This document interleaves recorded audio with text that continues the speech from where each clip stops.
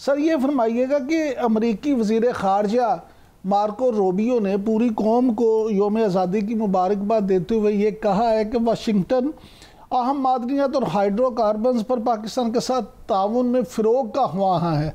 ऐसी बातें पहले प्रेसिडेंट ट्रंप भी कर चुके हैं। तो आप ज़रा ये फरमाइएगा कि ये मंसूबे जो हैं पाकिस्तान के लिए कितने कारआमद साबित हो सकते हैं, और या सिर्फ बातों और किताबों में रहेंगे, या अमली तौर पर भी ये मंसूबे हमें देखने को मिलेंगे? वो शुक्रिया यकूब साहब। देखें, पाकिस्तान का जो मादनी सेक्टर है, मिनरल एक्सप्लोरेशन है, इस वक्त पूरी दुनिया के अंदर अगर आपको मैं बताऊं, जो किसी भी मुल्क की जो इकोनॉमी है वो उसके मिनरल रिसोर्सेज पे डिपेंड करती है। और यही प्रेसिडेंट ट्रम्प और पाकिस्तान में अगर आप पिछले 70 साल की हम हिस्ट्री देखें, हमने अपने ऑयल एंड गैस सेक्टर को बहुत ज़्यादा प्रमोट किया है, बहुत ज़्यादा एक्सप्लोर किया है। मादनियात में अनफॉर्चुनेटली वो काम नहीं हो सका जो होना चाहिए था। 2020 के बाद आप देखते हैं कि बेरी गोल्ड जब से पाकिस्तान में आया है, तब से मादनी वसाइल पे धड़ाधड़ काम स्टार्ट हो गया, बहुत से लोग इस पे इन्वेस्ट कर रहे हैं। तो ये एक बहुत अच्छा स्टेप है। देखें, मादनियात और किसी भी मुल्क के अंदर जो तरक्की होती है, ये 1-2 साल की गेम नहीं होती, इसमें काफ़ी साल लग जाते हैं। लेकिन सबसे इंपॉर्टेंट स्टेप होता है कि right man for the right job.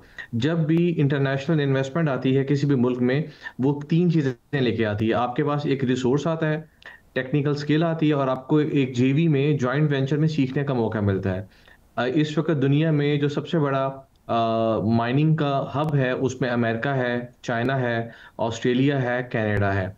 तो मार्क रूबियो ने ये जो अनाउंसमेंट की है 14 अगस्त पे, ये बड़ी खुशाइंद है। और इसमें ये दो सेक्टर्स पे काम करेंगे। एक सेक्टर है हमारा क्रिटिकल मिनरल्स का, जिसमें तमाम मादनियात हैं इंक्लूडिंग रेयर अर्थ एलिमेंट्स।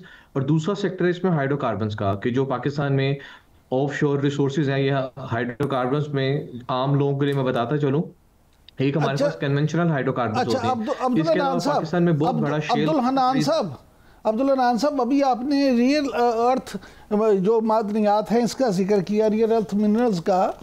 तो ये जो 17 नायाब चीज़ें हैं, ये ज़रा बताएं ये है क्या?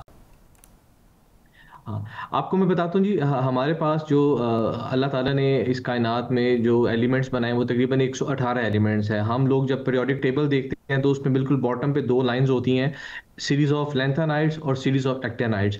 तो ये टोटल 17 मेटेलिक एलिमेंट्स हैं, जिसमें 15 के करीब लैंथेनाइड्स हैं और 2 एक्टिनाइड्स हैं, स्कैंडियम और ड्यूट्रियम। ये 17 नायाब मेटेलिक एलिमेंट्स हैं, जिनको हम रेयर अर्थ एलिमेंट्स कहते हैं। रेयर अर्थ से मुराद ये नायाब भी हैं, लेकिन इसका मतलब ये होता है कि इनकी जो एक्सट्रैक्शन है वो थोड़ी सी मुश्किल है, लेकिन इनकी क्वांटिटी बहुत ज़्यादा कुल अर्थ पे फैली हुई है। और इस वक्त पूरी दुनिया में जितनी भी हमारी मॉडर्न टेक्नोलॉजी है, वो रेयर अर्थ एलिमेंट से मिलके बनी है। आपको बताते चलूँ, electric vehicles, nano technology, Nvidia card, जिसके पूरी दुनिया में इस वक्त आपको बताऊं $4.7 ट्रिलियन एसेट्स हैं सबसे ज्यादा, वो भी गैलियम को यूज कर रहा है, चाइना इसको एक्सपोर्ट कर रहा है। तो ये रेयर अर्थ एलिमेंट दुनिया में 60 से 70% चाइना के अंदर पाए जाते हैं। इसके अलावा ऑस्ट्रेलिया में, ब्राजील में, और अभी वेरी रिसेंटली अमेरिका ने ग्रीनलैंड के अंदर एक बहुत बड़ा डिपॉजिट टेन ब्रीज का उसको आइडेंटिफाई किया है। तो पाकिस्तान के अंदर भी हमारी जो पूरी गिलगित बल्तिस्तान है, जीबी है, चित्राल की बेल्ट है, और ये चागी मैग्मेटिक आर्क है, यहाँ पे कुछ जगहों पे कॉपर पॉर्फिरी डिपॉजिट्स हैं, और कुछ जगह पे लिथियम के और रेयर अर्थ एलिमेंट्स के अनासिर हो सकते हैं। ये अभी आइडेंटिफाई नहीं हुए, लेकिन जब भी फॉरेन कंपनी आती है वो यहाँ पे इन्वेस्टमेंट करेंगे, लोकल वेंडर के साथ इंटरनेशनल स्टैंडर्ड की एक्सप्लोरेशन होगी, ये पोटेंशियल हो सकता है पाकिस्तान में। तो ये वो नायाब एलिमेंट। और इस वक्त पूरी दुनिया में आपको बताऊं, अमेरिका ने एक फोरम बनाया हुआ है, क्रिटिकल मिनरल फोरम। और ये फोरम पूरी दुनिया में इन क्रिटिकल मिनरल्स को आइडेंटिफाई कर रहा है, जिसमें आपके पास ये निकल है, कोबाल्ट है, कॉपर है, लेड है, जिंक है। इसके साथ साथ ग्रेफाइट है, ग्रेफाइट का बहुत ज़्यादा यूज़ है। एंटीमनी, एंटीमनी की मार्केट इस वक्त इंटरनेशनल मार्केट में मोर देन $40,000 है। तो ये तमाम एलिमेंट्स पाकिस्तान के अंदर भी मौजूद हैं, लेकिन इनको हमने फाइंड करना है। और इसको ढूंढने के बाद जब भी पाकिस्तानी गवर्नमेंट जेवी करती है अच्छी कंपनीज के साथ, तो वो टेक्नोलॉजी जो ट्रांसफर होगी, उस टेक्नोलॉजी ट्रांसफर से यहाँ पे बहुत ज़्यादा जॉब्स क्रिएट होंगी। उसके साथ साथ हमें नेचुरल रिसोर्सेज को यूटिलाइज करने का मौका मिलेगा। और इसमें एक सबसे इंपॉर्टेंट सेक्टर है रिफाइनरिंग का, प्रोसेसिंग का।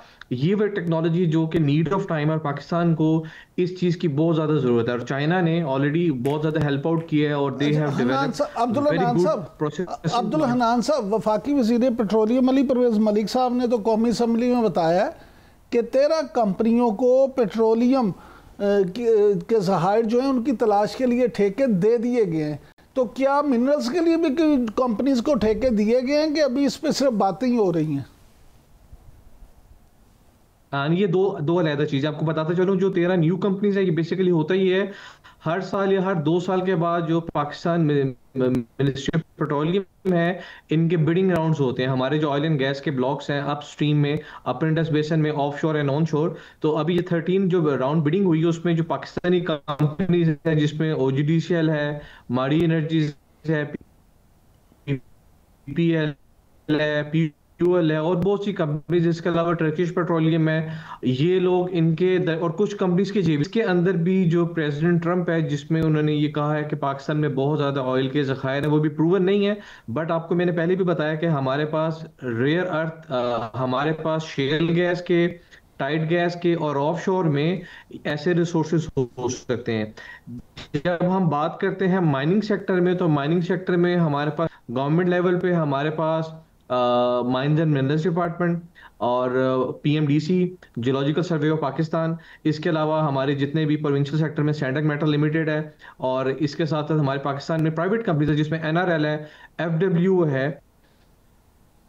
तो इसके साथ साथ फॉरेन कंपनीज में JV में बेरी गोल्ड है। इसी तरह अप्रैल में मिनरल समिट हुआ है, इस मिनरल समिट पे बहुत सी कंपनीज ने JVs की हैं और they are looking forward to invest and to come in Pakistan. तो ये एक बड़ा अच्छा स्टेप है कि जब इंटरनेशनल लेवल पे इन्वेस्टमेंट आएगी, इन्वेस्टमेंट से टेक्नोलॉजी ट्रांसफर होगा।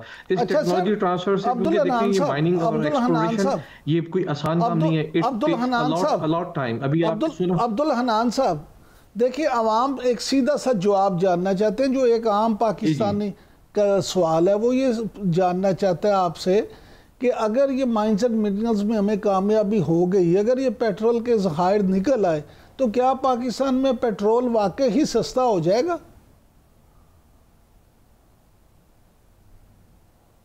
हाँ, ये तो देखिए जी, ये तो एक पूरी लेजिस्लेशन प्रोसेस है। लेकिन जो रिसोर्सेज की बात है पाकिस्तान के अंदर ऑयल एंड गैस के, ये ऐसे नहीं कि बिल्कुल भी नहीं है। रिसोर्सेज हैं, इसमें कॉस्टिंग बहुत ज़्यादा मैटर करती है, सिक्योरिटी का प्रॉब्लम है, टेक्नोलॉजी का प्रॉब्लम है, और मादनियात की जहाँ तक बात है। और अगर ये देखें, ये अक्सर मैं इंटरव्यूज में कहता होता हूँ, ये कोई 5 साल की बात नहीं है, ये 10-15 साल की बात है। लेकिन अगर ये चीज़ें प्रोड्यूस होंगी तो इसका डेफिनेटली बहुत ज़्यादा इफेक्ट होगा।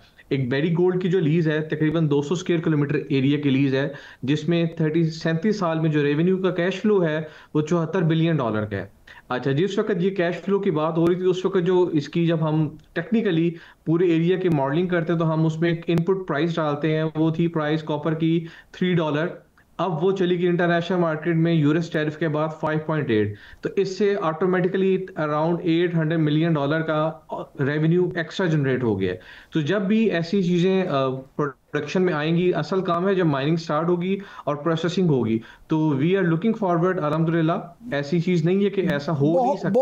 बहुत शुक्रिया। ऐसा मुमकिन है और इंशाअल्लाह ताला पाकिस्तान में ये ज़रूर होगा। ये कहना है अब्दुल हन्नान साहब का। आज